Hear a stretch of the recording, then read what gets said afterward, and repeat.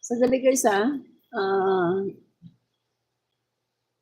hindi pa pala ako nakapag-share. Share muna ako saglit sa aking group. Share muna saglit.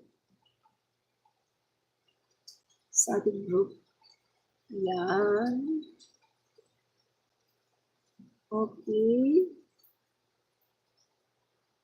Yan. Yes. Yan. Share mo na saglit. Yan. Okay na po. Nakapag-share na ako.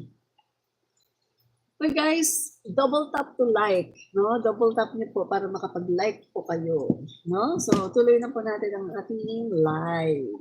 Tuloy na po natin ang live natin. No? So, sabi ni X1 Ibu, hello, I'm Indian. Hello too, how are you? Hope you're fine. Marze, good afternoon, Ma'am Admin Rich watching here from Lawag City. Hi, hello Marze or Mars. Hello, maraming salamat sa panonood dyan sa Lawag, no? Nakarating na kami dyan sa Lawag City, no? Ganda po dyan. Yan. Sana this year ay makapunta ulit kami sa Lawag, no? At sa Ilocos Norte. Yan. Nagpunta din kami sa Sarat, no? Sarat, Ilocos Norte, sa Sarat, Ilocos Norte. Tapos marami kami napuntahan doon. Tapos nagpunta din kami sa Ilocos Sur, sa Bigan, no? So, ganda po ng Ilocos. Yan. Wala ako nakitang maliliit na bahay, puro mga bato. Ang nakita kong bahay at mga malalaki na mga bahay, no? Yan. Okay. Ang sabi naman ni Norvel Escalderon, ikaw naman, isisingit mo pa yan. Nabigyan na naman nasabi ng COA yan na walang anomaly. Ano ba ipinagpipilitan mo? Ay, nako, Norvel Escalderon. Hindi ka yata inform, no? Naku naman, Norvel Escalderon. Hindi ka naman inform eh. Huwag naman mag-fake news, no? Hay! Malamang, ang sinasabi mong COA audit ay yung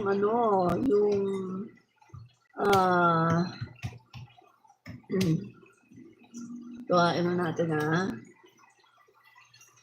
Yan. Yung COA audit kay VP Sara Duterte, yung unmodified opinion. Unmodified opinion. Yan, okay. So, ito unmodified opinion. Okay. So, yan nga, Office of the President ay binigyan siya ng unmodified opinion, no? Unmodified opinion ang binigay sa kanya na rating ng COA. Diba? So, papaliwanag ko sa iyo kung ano ang ibig sabihin ng unmodified opinion. Hindi ibig sabihin na binigyan ka ng unmodified opinion ay malinis or clear or walang ginawa na masama, no? Hindi ibig sabihin nun. Kung nakikita mo, si VP Sara Duterte, since siya ay mayor ng Davao City, ang dami niyang mga red flags. Red flags. Hanggang sa siya ay naging Vice President, Deputy Secretary, ang dami niyang red flags. Pero, kapag siya ay, ino-audit, no?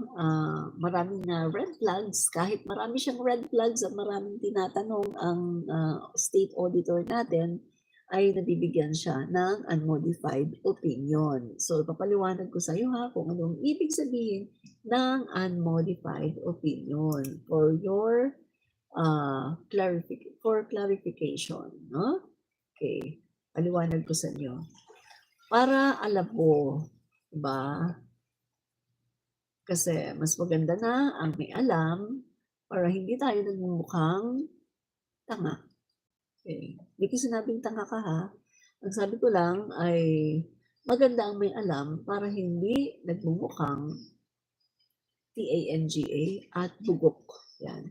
So ito ha, pumunta tayo dito sa mismong page or website ng Republic of the Philippines Commission on Audit. So Commission on Audit ito ha, pakita ko nga sa inyo. Pakita ko sa inyo ha, ito ay Commission on Audit. Yan. Dito tayo sa Republic of the Philippines Commission on Audit. Yan. So, papaliwanag ko sa inyo, no? Clarification on the use of the phrase highest COA audit rating. Ayan. So, nandito yung mga, nakalagay dito yung mga misconception, no? Andito rin yung unmodified opinion. Eto, nakita mo yan, unmodified opinion. Ayan yon, yung unmodified opinion na yan, ayan yung ibinigay kay VP Sara Duterte na rating. So ngayon papaliwanag ko sa iyo kung ano yan. Okay. So nakita niyo na ha, nasa website tayo ng COA. COA mismo. So ibig sabihin, yung source natin ay legit. COA mismo. Ang sabi dito, no? Nandito yung kina-clarify dito, no? Clarification on the use of the phrase highest COA audit rating, no? So andito yung iba-ibang mga audit rating, no? So tingnan natin ha, ano ba yung unmodified opinion? Okay, dito na tayo sa unmodified opinion. Yan. Okay. So, bago yan, basahin muna natin dito.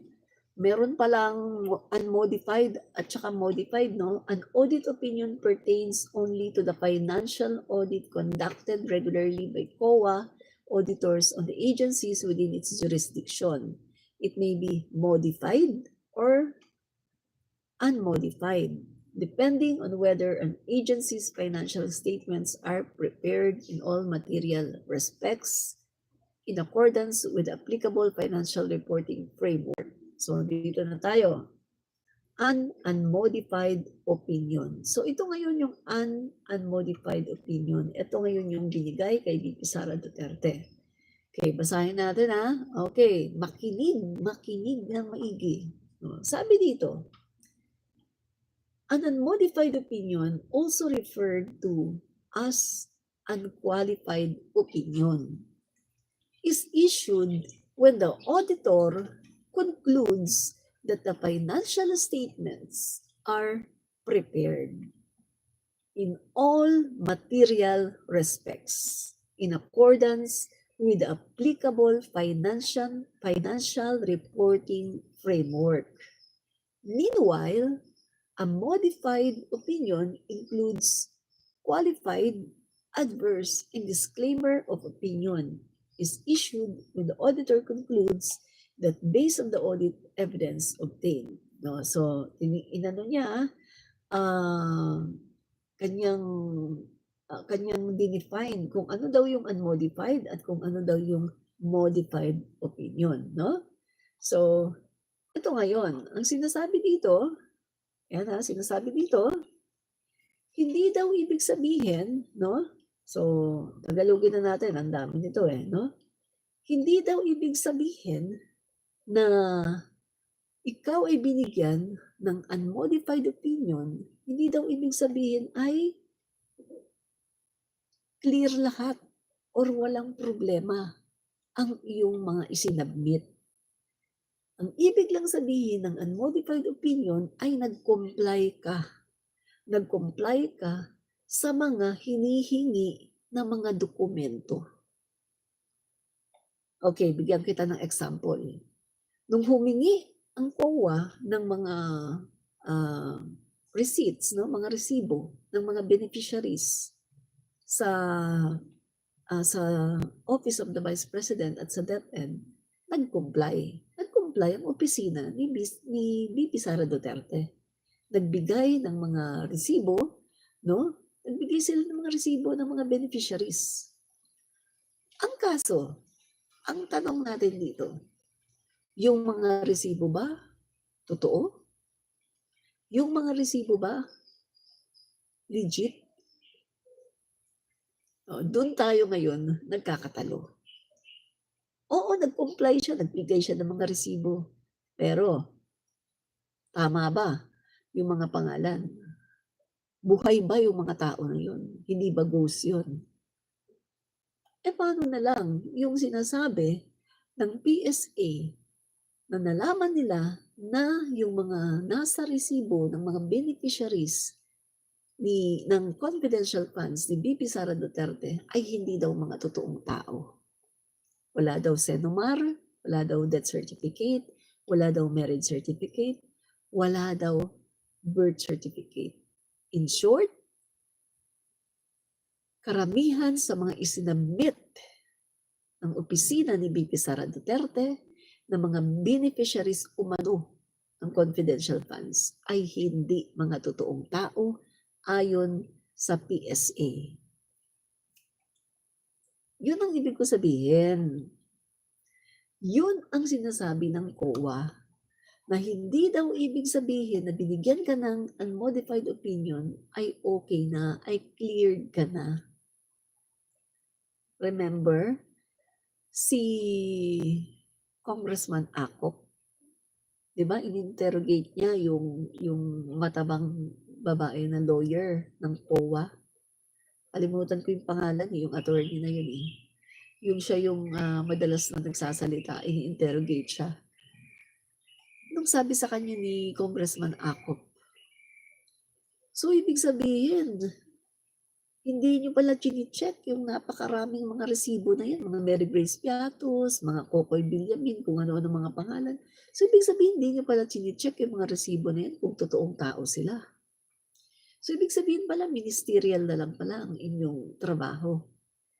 Paano yan? Kayo pa naman yung state auditor, kayo pa naman sana yung mga ngalaga ng kaba ng bayan. Pagkatapos kung ganyan lang yung trabaho nyo, ministerial, paano nyo mapapangalagaan ang kaban ng bayan?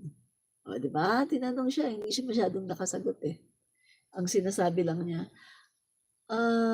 hindi na daw nila na-check dahil sa dami daw ng kanilang ino-audit.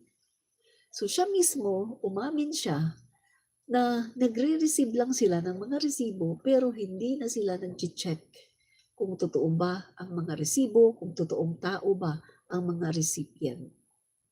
Inamin niya mismo, sinabi niya mismo na hindi na nila ma-check dahil kulang na daw sila sa tao dahil dami daw ng kanilang ino-audit.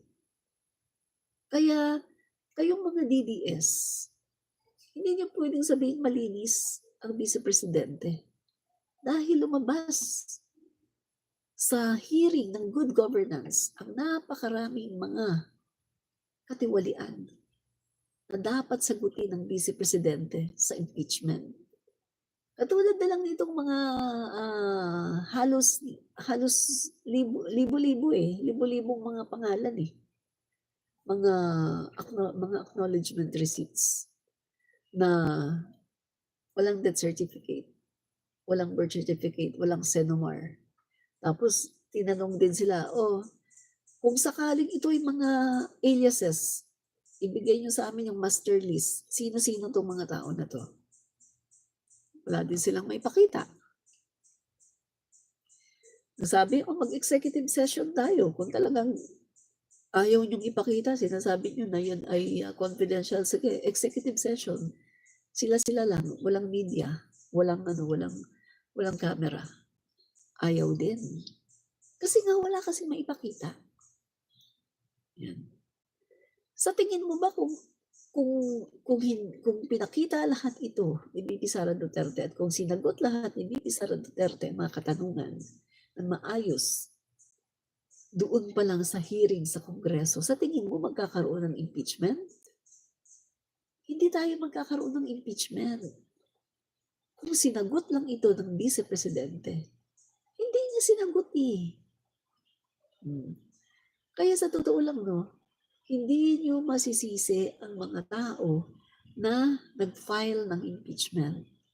Dahil kailangan talaga ang Vice Presidente na sumagot sa lahat ng mga katanungan, lalong-lalo na nakita na ang 125 million ay ginastos lang ng 11 days. Hindi natin pwedeng payagan ito na meron tayong mga public officials na basta lang gumagastos ng pera ng taong bayan ng walang kapararakan. Hindi nila yan pera. Tandaan mo yan, no? So, ano pa? Sabi ni Annie Marje, naku, kausapin mo ang COA, confidential na kasuhan mo para malaman mo, puro kadaldal. Ito pa, yung COA commissioner mismo ang nagsabi, Heidi Mendoza. COA commissioner yan Heidi Mendoza, isa sila sa nag-draft ng circular na sinusunod ng COA. Anong sabi ni commissioner ng COA commissioner Heidi Mendoza? Ano sabi niya? Hindi mo pwedeng sabihin na confidential funds yan. Ay, hindi pwedeng sabihin kasi confidential funds yan. Hindi mo daw pwedeng sabihin yun. Bakit? Kasi, kaya nga daw merong COA, auditor, dahil para magbantay sa mga pondo. At meron niyang sinasabi na kung ayaw mong sabihin sa hearing na yon, executive session, yung sinasabi ko kanina, executive session, sila lang. 3 tao lang sila. I-submit lang nila doon yung master list kung sino. Itong alias Mary Grace Beato, sino yan? Itong si ano, sino yan? I-submit lang nila ang master list. 3 lang silang nandun. Closed door. Executive session ang tawag doon. Pero anong nangyari?